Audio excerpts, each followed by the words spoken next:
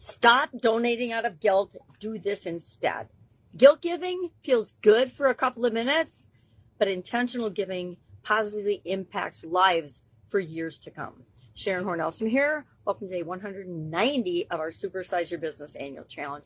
All this month, we're talking about contribution, meaning how does your business interact with the community and the world at large? How does it make the world a better place? I guess that's the bottom line.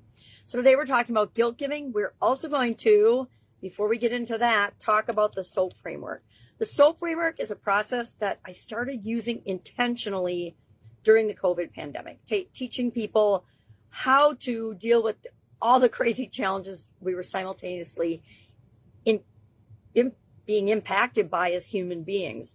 So I came up with this little framework, and really it was just the problem-solving decision-making tool that I'd been using all along, but I made it a little more formal, and I named it SOAP because we were washing our hands, sanitizing everything, and jumping through just amazingly crazy hoops during that period, and I needed a way to feel better about it.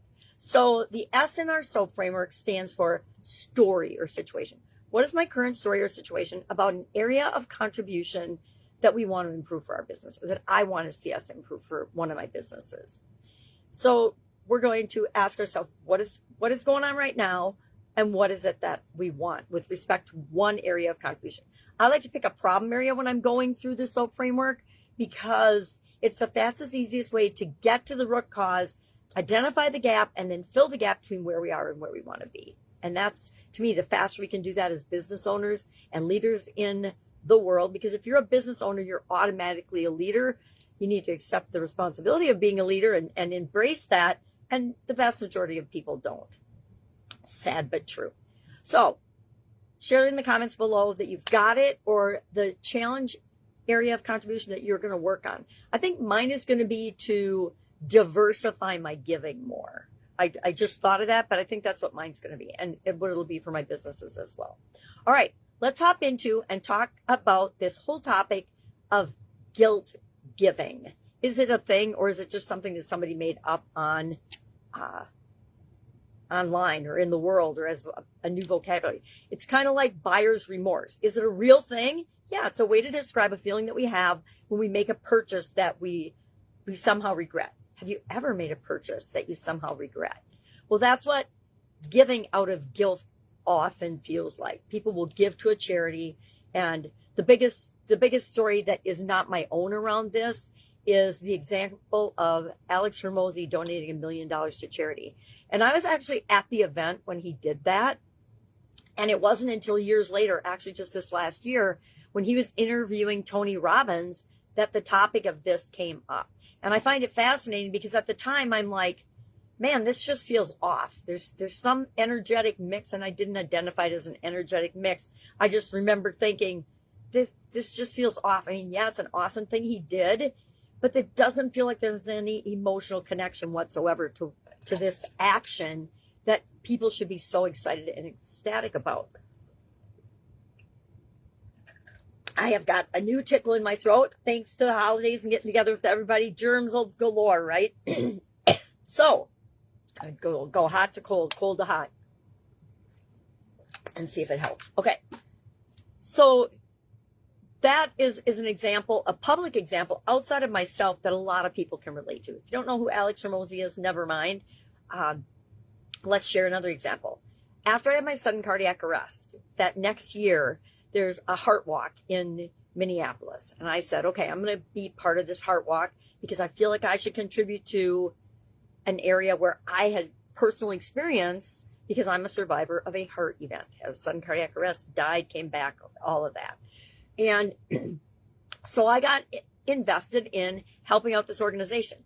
Now, it was during my cardiac rehab recovery. And so, was I thinking super clearly? Did I investigate the organization? Did I investigate anything about it? No, I just decided I'm going to do this thing. So I did the thing and was really disappointed because it was like another thing that the organization was just going through the motions of and wasn't really invested in it. Yeah, were some people excited about it? Sure. Were other people?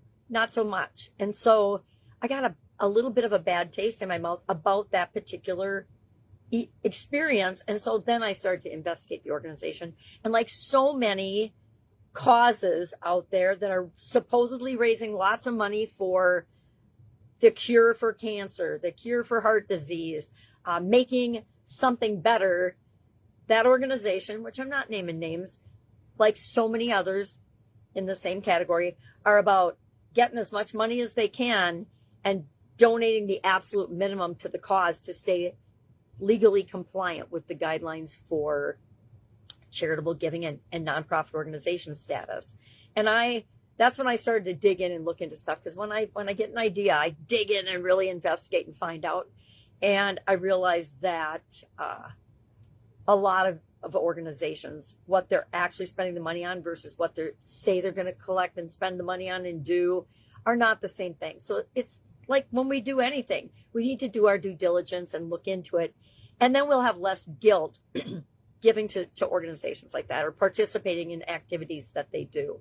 Now, along those same lines, it's important for our businesses and for us that we choose to give to causes, whether it's our money or our skills or our expertise or our time and energy, that are in alignment with what we want to see happen in the world, right?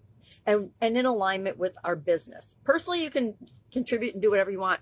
But if it's something that's not lined up with your business and doesn't make sense to people, it will actually repel people if you publicize or announce in any way, shape, or form that you are contributing to certain charities, especially if it is charities or causes that your ideal clients absolutely do not support or are not interested in. So we always want to make sure there's a match between those things.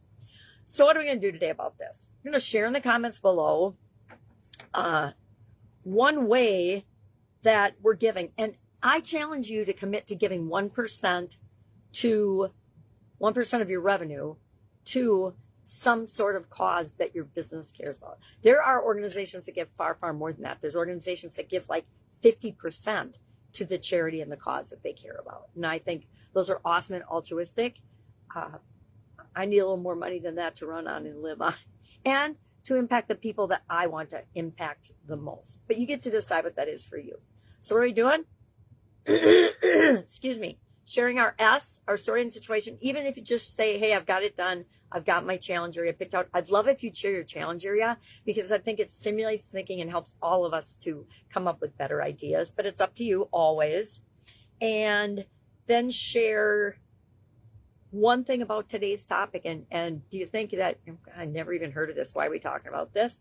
Or, oh yeah, I've done that. I've had giver's remorse. There's some causes I have no giver's remorse. The Epilepsy Foundation, as far as donating things to, they come to my house once a month and they pick up boxes and bags of things that I know other people will have more joy out of using than because I'm not even using it. And every single month I can do that. And I feel awesome about it, because it helps me to declutter my life and be more streamlined. And it helps the people that get the products and services to create a better life for themselves. Who knows what that ripple effect will be. All right, that's all I've got today. If I can help you in any way, ask.